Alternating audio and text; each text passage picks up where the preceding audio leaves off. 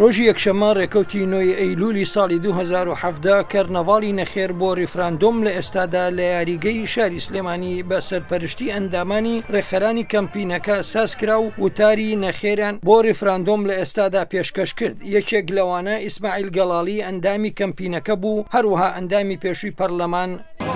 هذا فيستيفال جزء من نشاطاتنا الذي نقوم بها ضد المهزلة مسعود بارزاني. ئەم فیستیڤاڵە بەشێکە لە چالاکیەکانمان دژ بە گاڵتەجاری مەسعود بارزانی بە ناوی دامەزراندنی دەوڵەتی سربەخۆی کوردستانی. ئێمە بڕوامان وایە ئەم گاڵتەجارەی مەسعود بارزانی پرۆژەیەکی کوردی نییە، بەڵکو پرۆژەیەکی تورکیە، هاوشێوەی قوبرسێکی تر. جا ئەم فیستیڤاڵی ئەمڕۆمان بەشێکە لە چالاکیەکانمان بە ناوی نەخێر بۆ ڕیفراندۆم لە ئێستادا.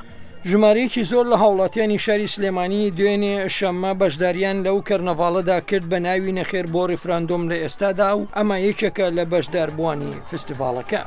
هاوڵاتی شاری سلێمان هاتوو بۆ ئەو کەرنەڤاڵە کە لێرە پێیان ئەڵێن نەجی ئەمە نەجی نەخێرە. نەخێری ئەمە بۆ سەربەخۆیی نەخێری ئەمە بۆ ئەو دەموچاوانەیە کە 6 ساڵە بە شێوەیەکی ستەمکارانە حکمی ئەم کوردستانە دەکەن. پارتی سەرسامانی ئەمادان هەیە بە هەدەر بردووە بە تایبەتی لەو ساڵی ئەخیرکەوە قەرانی ئیدارەیان پێشەوە دەستیان بۆ قوت و جیفانی خەڵکیش بردووە بە هەمان شێوە. حکومەتێک ناتوانێت مەعاشی هاوڵاتیانی خۆی دابێت بکات، چۆن ناتوانێت بتوانێت دەوڵەت بەمەوە ڕابگەێنێت.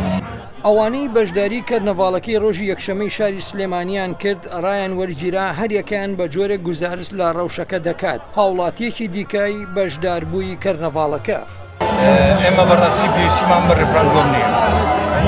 ئێمە پێویستیمان بە کەرامەتی ئینسانی مرۆڤی ئینسانیەتێت. جگە لە پێشکەشکردنی وتاری سیاسی لەلایەن ڕێکخەرانی کەرنەڤاڵەکەوە هاوکات چەند چالاکیێکی دیکەی ملی وەک هەڵپەرچێ و دیکە ئەنجامدرا. ئەم ڕیفراندۆمی بڕیارە لە 25 ئەم مانگەدا لە هەرێمی کوردستانی عێراق بەڕێوە بچێت. حکوومەتی عێراقی ئەو ڕیفراندۆمە بە نادەستوری لە قەڵەم دەدات. هاوکات ئەو وڵاتانی بیانی ئەوانیش لەگەڵ سازدانی ڕیفراندۆمەکەدا نین لە ئێستادا.